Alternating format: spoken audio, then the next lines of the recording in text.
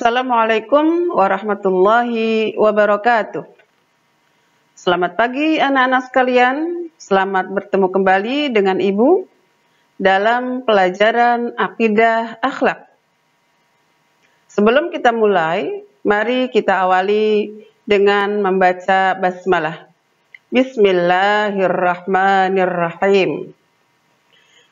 Anak-anak sekalian, pada pertemuan yang lalu Ibu sudah menjelaskan tentang akidah Islam dan juga sudah Ibu perkenalkan kepada kalian pengertian akidah menurut bahasa, kemudian akidah menurut para ulama, dan juga pengertian akidah menurut istilah. Pada saat ini, Ibu akan menjelaskan tentang dasar-dasar akidah Islam. Dasar-dasar akidah Islam itu yang pertama berdasarkan kepada Al-Quran, kemudian yang kedua berdasarkan kepada Al-Hadis. Akidah Islam adalah sesuatu yang bersifat tauqifi, artinya suatu ajaran yang hanya dapat ditetapkan dengan adanya dalil dari Allah, yakni Al-Quran, dan sunnah Rasulullah, yaitu Al-Hadis. Al-Quran adalah merupakan dasar hukum Islam yang pertama. Al-Quran adalah firman Allah Subhanahu wa Ta'ala yang diwahyukan kepada Nabi Muhammad sallallahu alaihi wasallam dengan perantara malaikat Jibril yang berisi pedoman hidup bagi manusia agar manusia selamat di dunia dan juga di akhirat.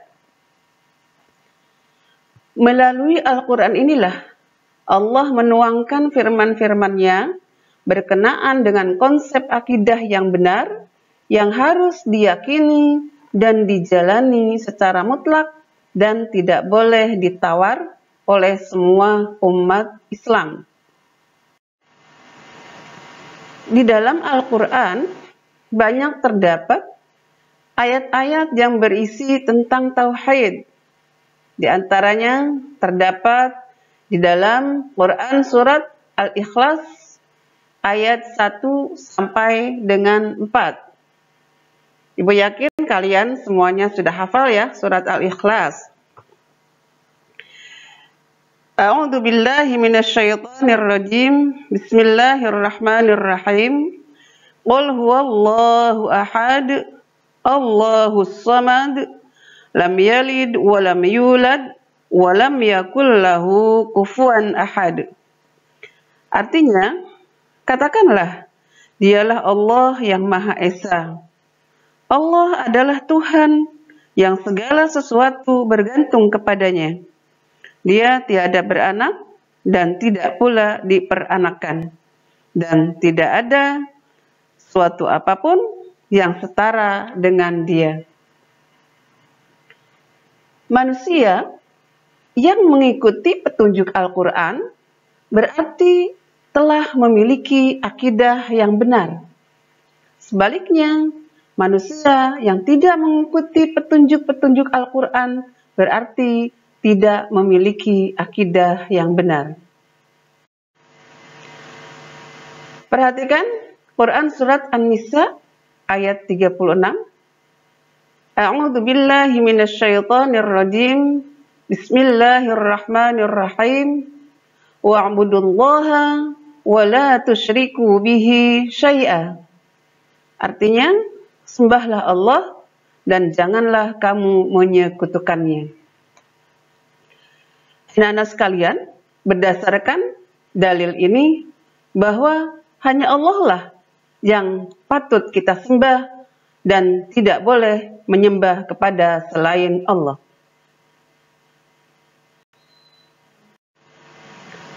Kemudian dasar akidah yang kedua yaitu berdasarkan kepada Al-Hadis.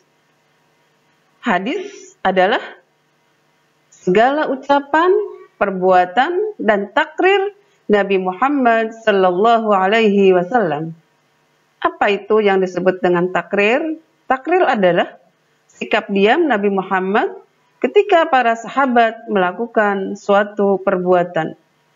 Sikap diam Nabi itu adalah berarti Nabi setuju dengan apa yang dilakukan oleh para sahabat. Hadis merupakan dasar hukum akidah yang kedua setelah Al-Quran. Karena yang pertama dasarnya adalah Al-Quran, kemudian yang kedua dasarnya adalah Al-Hadis.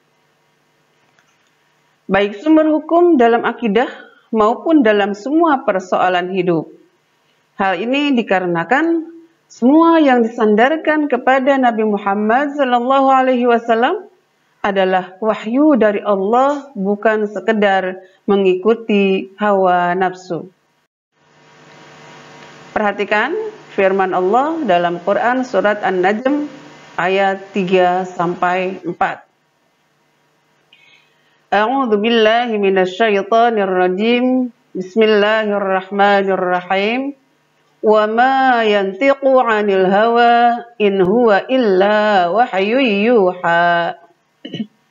Artinya, dan tidaklah yang diucapkan itu menurut kemauan hawa nafsunya. Ucapan itu tiada lain hanyalah wahyu yang diwahyukan kepadanya. Allah memberikan petunjuk kepada manusia untuk mengikuti kebenaran yang disampaikan oleh Rasulullah Sallallahu Alaihi Wasallam, sesuai dengan firman Allah dalam Al-Quran surat Al-Hasyr ayat 7. A'udzu billahi minasyaitonir rajim. Bismillahirrahmanirrahim. Wa ma ataakumur rasulu fakhudhuhu wa ma nahakum anhu fantahu. Artinya, apa yang diberikan Rasul kepadamu, maka terimalah. Dan apa yang dilarangnya bagimu, maka tinggalkanlah. Anak-anak sekalian, apa yang diberikan Rasulullah kepada kita umatnya sebagai syariat dan ajarannya, maka hendaklah kita kerjakan.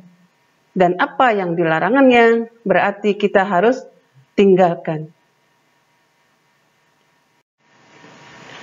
Anak-anak sekalian, kemudian selanjutnya yaitu tentang tujuan akidah Islam. Akidah Islam harus menjadi pedoman bagi setiap muslim. Artinya, setiap umat Islam harus meyakini dan menjalankan pokok-pokok kandungan akidah Islam tersebut dengan tujuan mendapatkan kebahagiaan di dunia dan juga di akhirat, serta mendapatkan ridho dari Allah Subhanahu wa Ta'ala.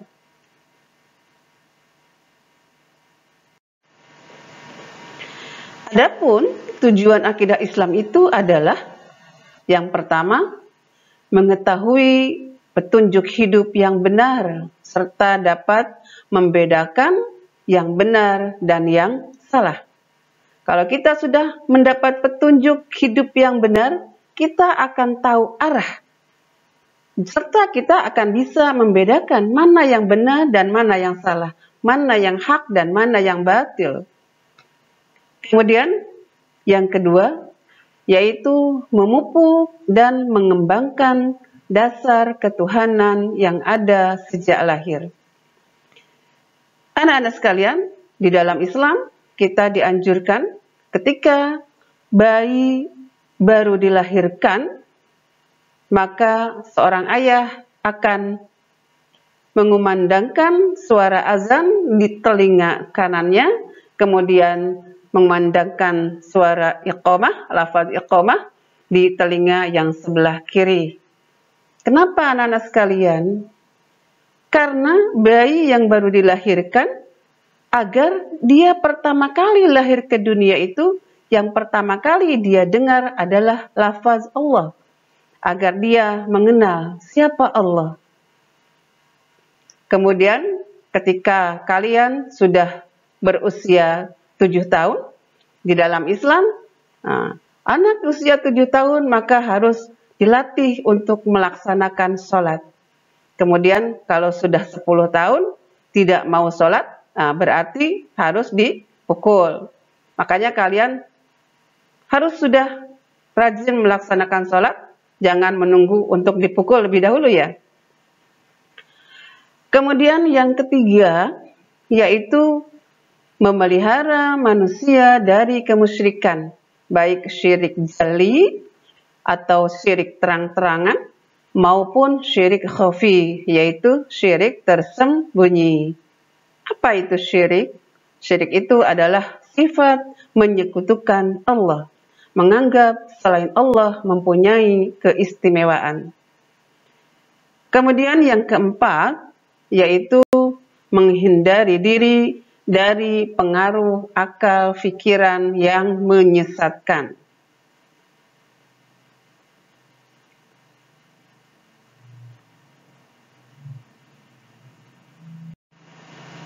Anak-anak sekalian, manusia diberi kelebihan oleh Allah dari makhluk lainnya berupa akal pikiran. Pendapat-pendapat atau faham-faham yang semata-mata didasarkan atas akal manusia kadang menyesatkan manusia itu sendiri. Oleh sebab itu, akal pikiran perlu dibimbing oleh akidah Islam agar manusia terbebas atau terhindar dari kehidupan yang sesat. Itulah anak-anak sekalian pelajaran kita hari ini. Mudah-mudahan kalian semua dapat memahaminya dan kemudian mudah-mudahan kalian tetap istiqomah dalam menjalankan syariat Islam. Untuk pertemuan selanjutnya, mudah-mudahan kita diberikan sehat walafiat sehingga kita bisa mengikuti pelajaran ini dengan baik. Akhirnya cukup sekian dari Ibu. Wassalamualaikum warahmatullahi wabarakatuh.